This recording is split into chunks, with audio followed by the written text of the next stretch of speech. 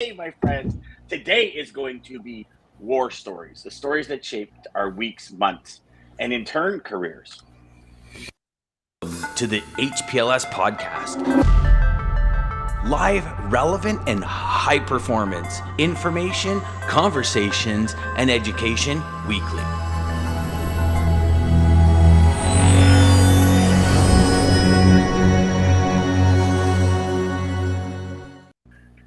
Daman says, "Good morning, happy Kennedy." Damon's total champion Daman. week. He came strong this week. We got to see from you, David, if you want. No, I asked Daman yesterday. I said, "Do you want to come on for the War Day?" And he says, "You know what?" He goes, "You got enough people. I'll come on another time." I said, "Okay, no problem. I get it." So, Daman, just so you know, look, we got Kennedy in the house, and my man right down here on this side, Mr. Jeff, is already on Independence Day. We don't even get to have Canada Day before we all jump into this Independence Day. I'm telling you, and not to go too deep into it because I'll have a whole country against me. But yeah, exactly. Yeah. Hey, morning, Lisa. Good morning. Good morning. Now, I think Mark Ridley's ready to get back in. Mark, can you hear us, brother? No, we're still on a Sprint commercial. Can you hear me now? Nope. Mark's going to go backstage again. So happy Canada Day, everybody. Today and Monday are actually going to be pretty cool days. The four of us, if Mark can grab his respective phone to start working on us, we're going to talk about war stories. We're going to share some stories from our tenure in this wonderful world of logistics and supply chain in trucking, all the way around the world, from Australia with Dean over back to us in North America. And we are going to actually, I think Mark, no, I thought he had it in the background. So we're going to have to, there you go. Leave it like that. No worries. All right. So who wants to start? In and out. We're trying. We'll start with the oldest. Go with Dean. Who's the most experienced? Who has the best stories? So Dean, I could be the oldest. I got you. Yeah, I was thinking about this, Dad. I've had some fascinating stories from my time on the road. A lot of them I wouldn't want to share on the radio. There's one I will, because I think it's just it's indicative of the industry that we're in and what role trucking plays in the supply chain. As a teenager growing up in Australia, there was a trucking fleet in our town that always had shiny trucks. They had chrome stacks, chrome wheels. So in the mid-70s, this was really unusual. So they were cool way before any of the custom truck business came along. They had the shiniest, biggest, fastest, loudest trucks you've ever seen in your life. So in the mid-70s, that was pretty unusual. It always caught everyone's attention. Everyone hypothesized as to what they were hauling in their reefer vans. And they had about 40 of these trucks. So I grew up in this town with these guys. I always wanted to drive for them, was my goal. And I ended up driving for them, hauling produce out of what they call the Murrumbidgee irrigation area, which is an area where a lot of things are grown. So I'm hauling produce.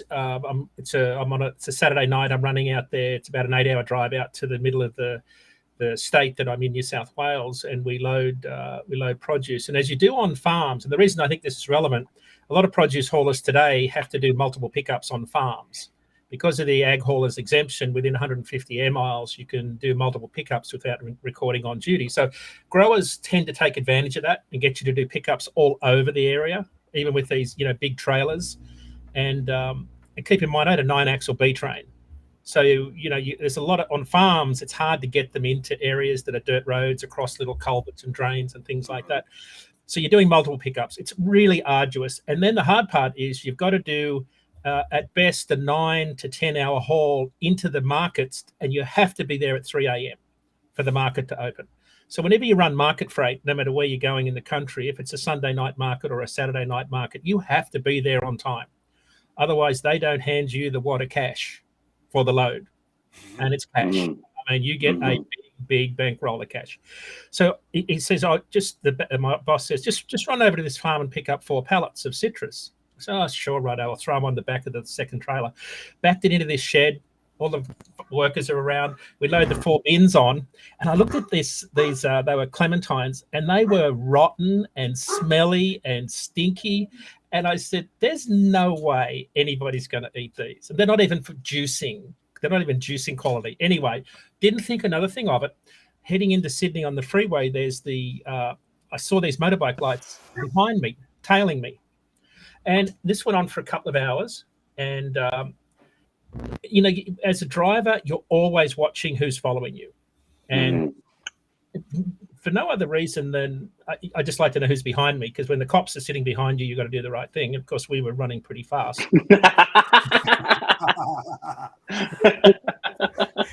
does the right thing. Dean all the time, always stayed legal, my friend. Yeah. Always stayed it's just one of those things. I was never late. Put it that way. I was always on time. Gee, I wonder why. Yeah. Well, if you know what 311 diff ratios are in the back end and a 15 double overdrive, you research that, you'll know how fast that thing can run. Anyway, I saw that, and then they pulled up alongside me about an hour out. And I'm just sitting there driving along. I had my little cap on that I used to drive in, my little Scottish cap, and and the guy looked up at me and kind of just does this, the head nod. And I thought, who are you? I mean, there's a few other swear words in the middle of that, but he had the Black Ulan rockers on, the Black Ulans. The Black Ulans are the toughest, meanest, baddest motorbike club in Australia, and well known for trafficking drugs and manufacture and trafficking of. Anyway, I pulled into Sydney and they're there. And I suddenly realized what was in the 4 bins of citrus. And you were wondering why the clementines were rotten, because they don't need to. Yeah, so it's like a smoke screen. But the thing is, you can't, when they unload you at the markets, the unloaders don't let you out of the truck. You back up, they open the doors, they unload the 40 pallets in like 5 minutes, and it just vanishes. And then the guy comes up to the door and hands me all this cash.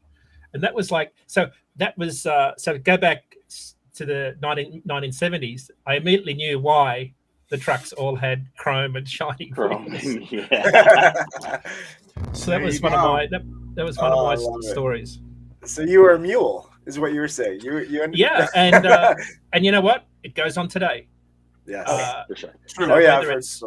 Whether it's in the tires, in an inflated tire, or it's under the floor, it's that's how a lot of contraband is trafficked around this country, is unfortunately in trucks. Yes. And other vehicles, of course. But I asked a policeman one day who was on that same road. He pulled me over for speeding, and he said, I said, "So what about all these drug traffickers?" And he said, "Well, it's like this. It's like trying to, cure a mouse plague with a cat.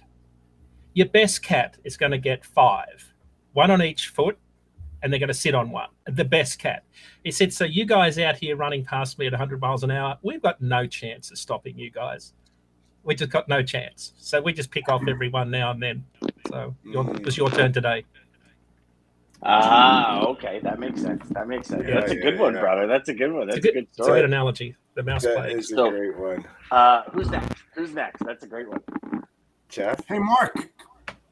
Can you hear us? I don't think so. No, I don't think so. Yeah, okay, so I'll share a story with you guys. Yeah, he must. So, as you guys, most of you know, in 2005, we opened up a brokerage company that was the logistics end of an asset-based company. And inside teamwork, it was mainly referral business. We hired a couple of salespeople, and we opened an office in Montreal. And through this process, you really start meeting a lot of people when you have the say to make things happen or not. And I get a call from this guy, Anton, one day. And he introduces himself and he says, a buddy of yours, Sonny, suggested I give you a call. And I'd done a lot of business with Sonny. I was like, okay, perfect. Yeah, for sure. And he says, so I'm moving booze out of Miami into Toronto. He says, and it goes into the LCBO warehouse. So for those of you in Ontario or I think it's probably Canada-wide except Quebec. The Liquor Commission Board of LCBO, it's only Ontario, Liquor Commission Board of Ontario. So they manage and distribute all the alcohol in Ontario. So if you're ever bringing product in, it's got to go to these facilities. So he's saying all the right things. And I said, okay, well, what do you got? He goes, well, I got about 12 loads a week. And now you got to think 12 loads a week. We were charging him $8,500. So that's about $102,000 a week. And I said, okay, well, I'll take one or two and we'll see how it works. And so day one, we grabbed 2 loads. Day 2, we grabbed 3 loads, and day 4. So anyways, come the end of the 2 weeks, we've hauled 24 loads for this guy. And my accountant at the time, the accountant side of the business comes to me and goes, Dad, like, you're $204,000 in with these people and you're 2 weeks in. Do you think you'd call the customer and get some money off of them? Because like by the time the first invoice is due, he's going to be up to $500,000. That's a lot of exposure in the market. And I said, yeah, okay, no problem. And I mean, we did credit apps and everything on this company, right? It was a solid company. And so I call Anton and I said, listen, like we gotta get the payment. I said, it's been 2 weeks, but I hope you can imagine at $8,500, it adds up quick. He says, yeah, no problem. He goes, listen, I'm going to Toronto. I take public transit because I don't like to be stuck in, traffic. And I'm like, it makes sense. A lot of people do it. He goes, meet me at the train station. So I meet him at the train station the next morning. And this guy jumps in my car. He's like, what kind of car are you driving? I'm texting him back and forth. I said, I'm in this car. So all of a sudden the door opens and the guy gets in.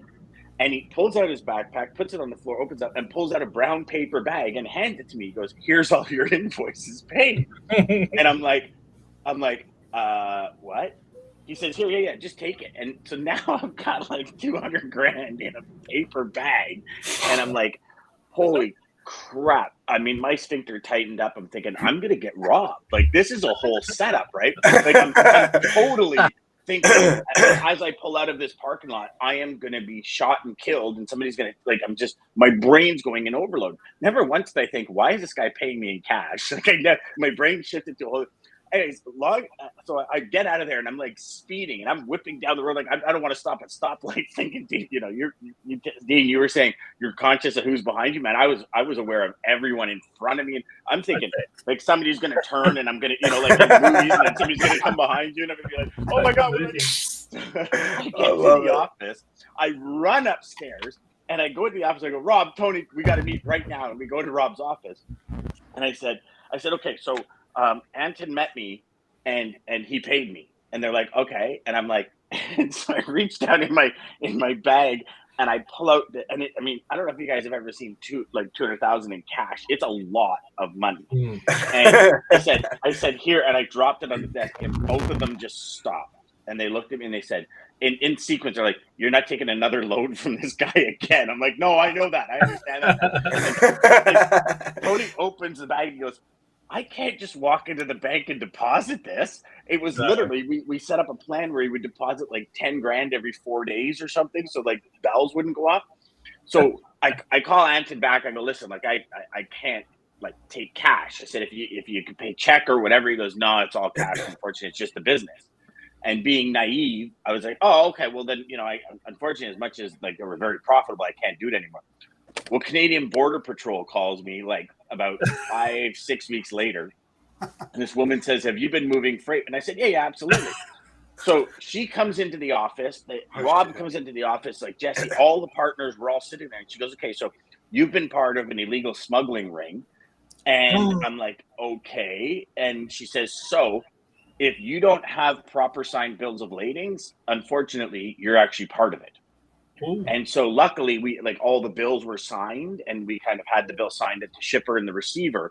So what was actually happening when we dug into it, when the Canadian Border Patrol dug into it, is we would be giving them ETAs, obviously, because you got $1 million worth of booze coming up the road. They want to know where it is when it arrives. When it would get there, the driver would walk in and check in. They'd say, oh, this particular delivery is delivering across the street. The driver wouldn't think anything of it because it's a full, like a complete bonded facility. Truck goes across the street. Guy opens the door, same outfit, unloads the truck. So lo and behold, in 2 weeks, 24 truckloads, $24 million worth of booze was offloaded and disappeared. Wow. And yeah, and it was it was crazy when, like, just the whole experience. Great freight. Like, we were making probably close to $1,500, $2,000 a load. Like, I was hoping that stuff would continue forever, because I'm thinking, well, like, everybody's drinking booze, it's not going to stop. You know what I mean? And yeah, it was just one of those where it was, oh my Lord. Like, and it was actually the bill of ladings and the way we had load tenders and the way we set up the bills, and that was what saved us. It truly was what saved us. And the fact that was the first time in my life, the fact that we did not dedicate freight because it was so new and it came so hot and heavy. We didn't really have time to set it up properly, because I was always been a dedication guy. Those two things, the bills and non-dedicated, actually pulled us out of the mix, because they realized that there's no way we could have been part of it. It was just everything happened too quick. I mean, I had to give up every single email. Oh yeah, I had to give up every single email.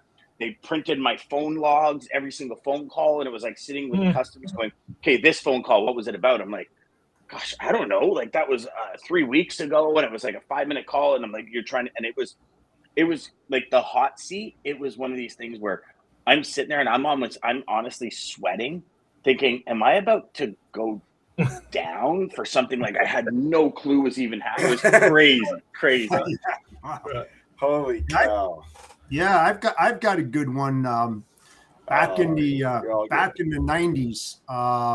I thought you were going to say back in the 60s. All right, see you guys. So back in the 90s, I worked for Onkyo USA, a big CPG company, and we worked with a wood specialty products. They did the cabinets for a stereo system, the kit side of it, and they were located in Rogers, Arkansas, and they used to send up all the kits, the speakers and everything, to Ramsey, New Jersey, and then we would take that, put it together, and then send it down to Florida. And I said, you know what, that doesn't make any sense. Let me go down there and talk to them and see if we can get a DC, because it's close to Florida, and we'll bring our stereo equipment down there, complete it, and then send it to Florida. It would save a lot of money. So I go down there, and it's my second day there, and I'm walking around the plant and everything, and then I hear somebody say, gun! And I went, what? Everybody hits the ground. We're on maneuvers. It was real. The guy did have a gun, and we're crawling on our stomachs and everything. And I'm looking for that first door. And as I'm opening up the door, I'm saying to myself, holy shit, he knows I'm going through the door, you know?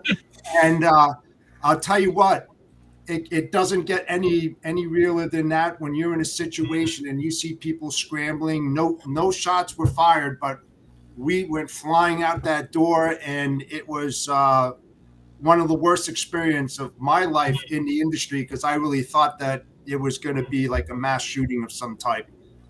Wow.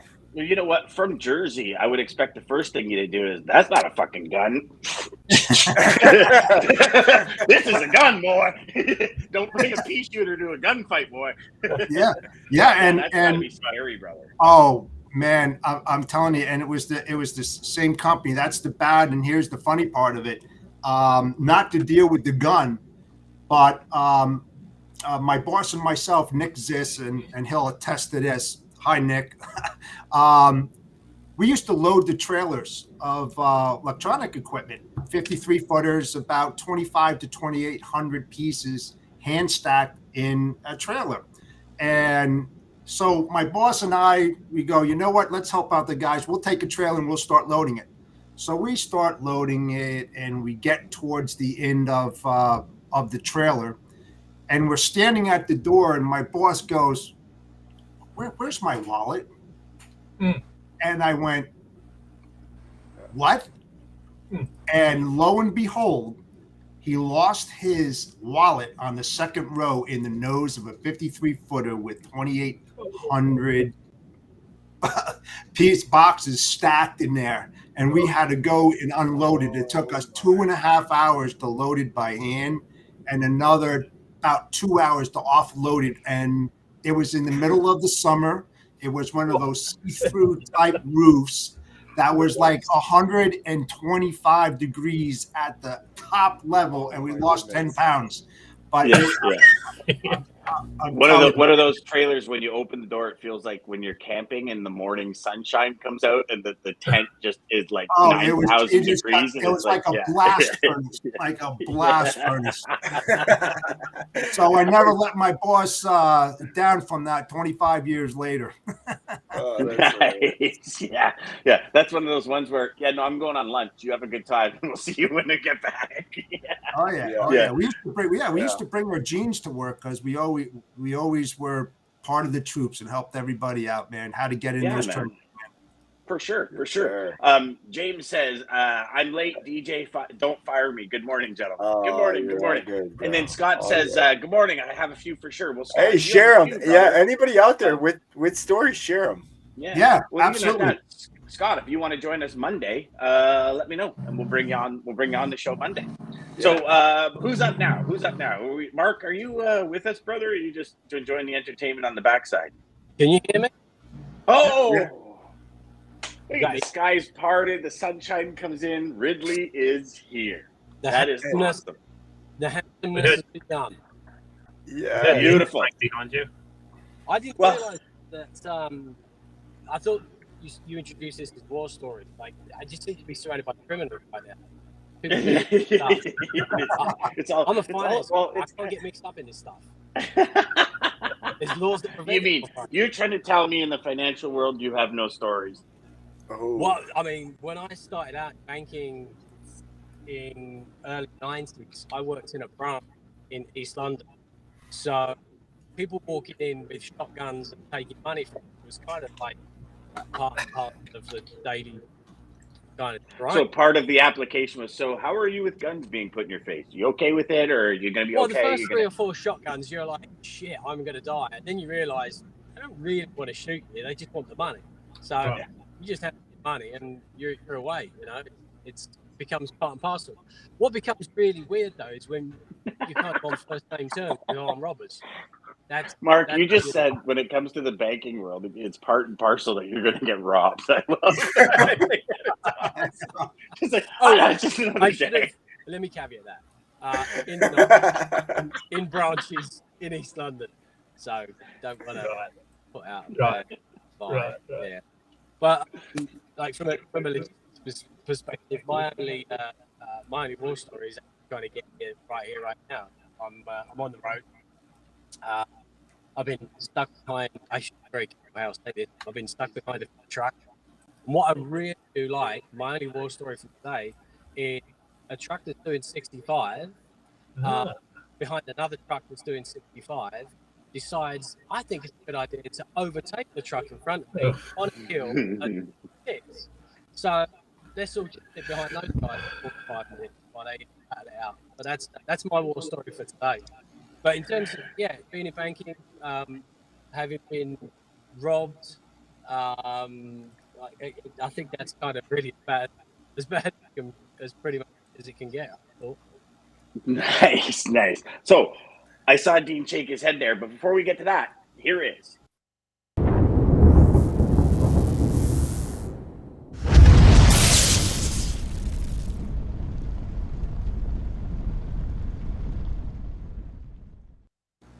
Hey, Dean, you're on the other side of the fence of this now, brother. Yeah, nice. There you go. So here we go. The lane of the day today is Los Angeles, California to Chicago. $1.74 line haul rate per mile. Fuel surcharge all in.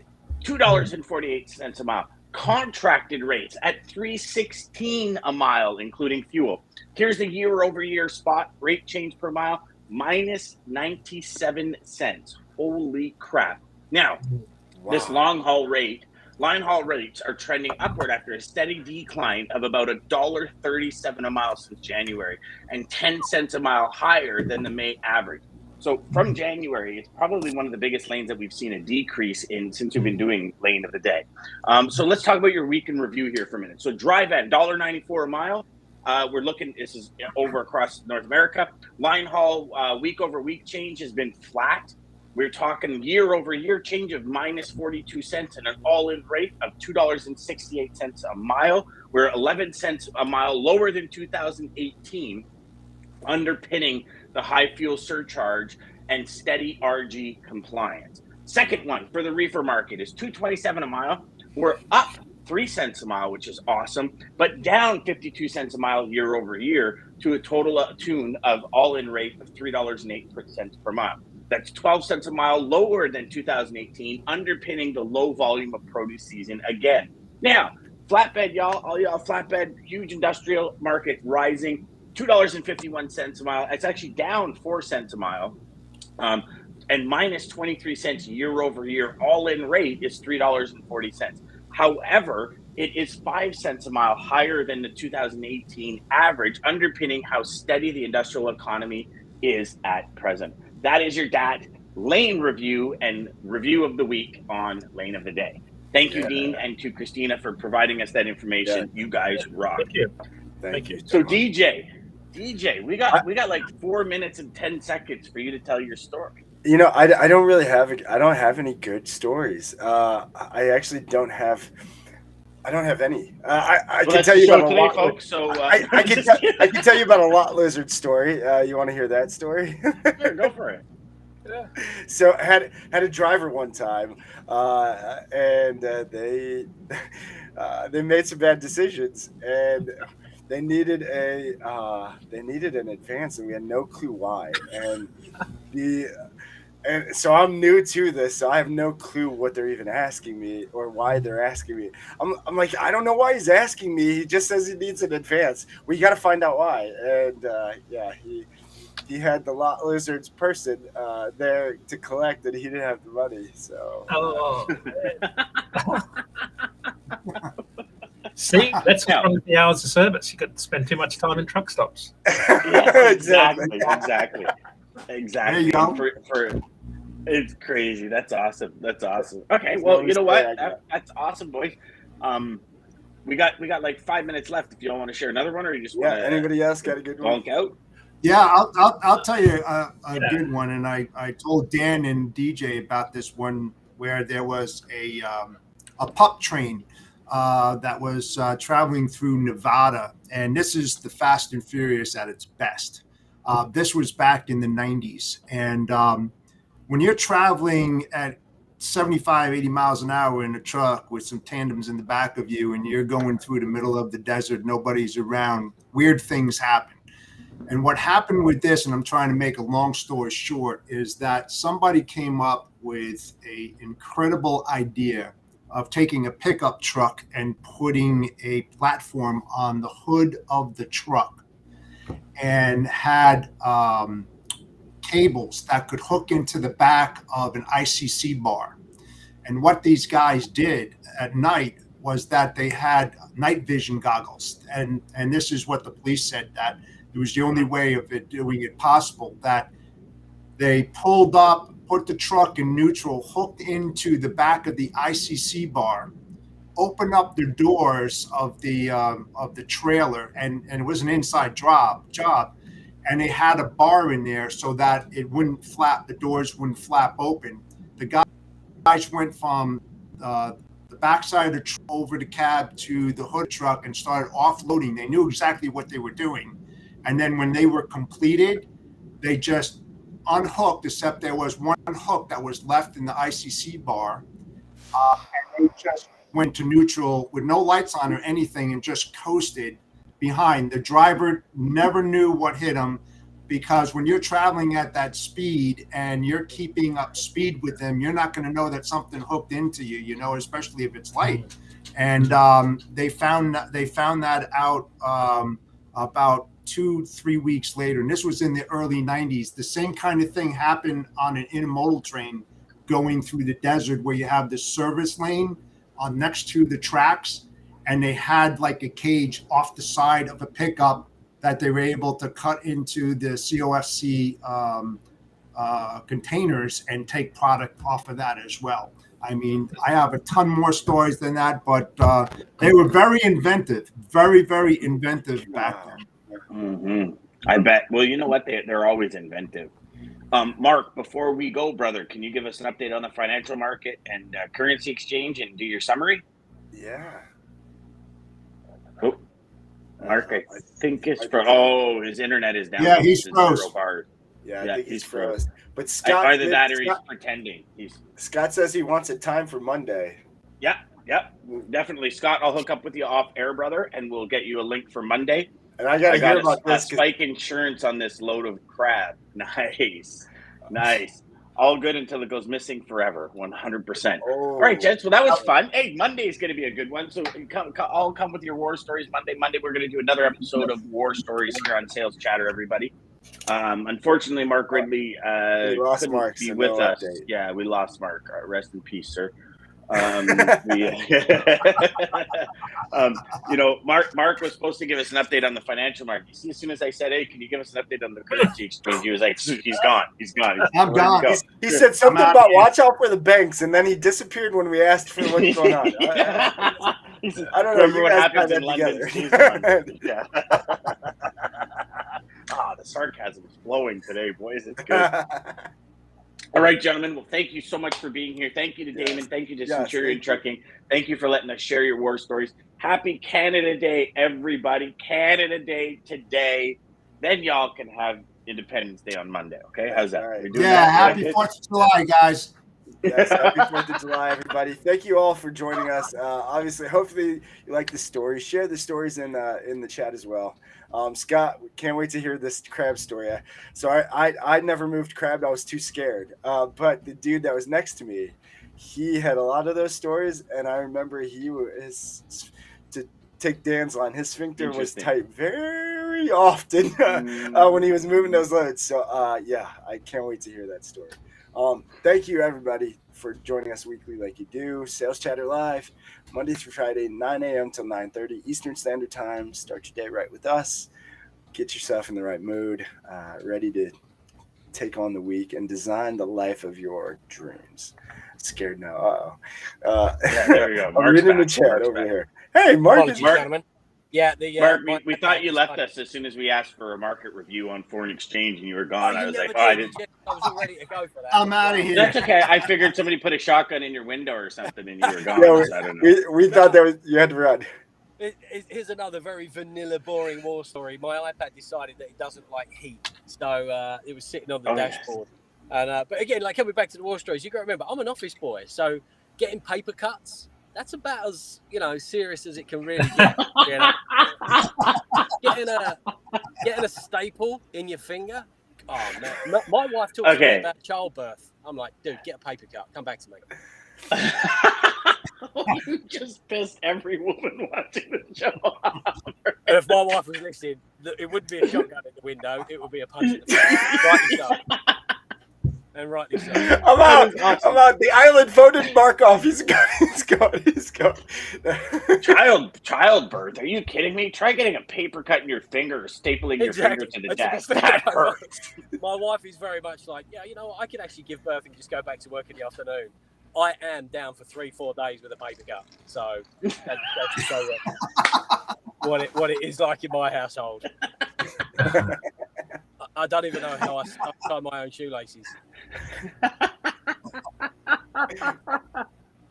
Mark, you have to join us Monday, brother. Mark, you have to come back Monday for more war stories because your war stories are awesome. Let's hear about I want to hear the story about the fight over the copying machine. There has to be one of those. Right? Or the story when the pen leaked in your pocket and you think it took your nipple off or something. I don't know. There's got to be one like that. It's a white shirt and you go into a very important business meeting. I know. It's just horrid. It's horrid out there. People don't appreciate bankers. All right, everybody. We'll see you Monday. Well, thank you, everybody. Fantastic weekend for all of you celebrating Canada Day. Go out and celebrate. We'll talk to you on the 4th of July. And, I guess your festivities might start before Monday. So if they do, happy 4th, everybody. Yep. Take care. Happy 4th, y'all. See you, folks. Centurion Trucking. Our motto is people before profit. Today's market requires more transparency, consistency, and focus on what our clients need to win. Centurion Trucking and American Logistics are poised to help their clients achieve and surpass their targets. If you're looking for a team that honors your needs, dreams, and aspirations, then get a hold of Daman at American Logistics or Centurion Trucking and start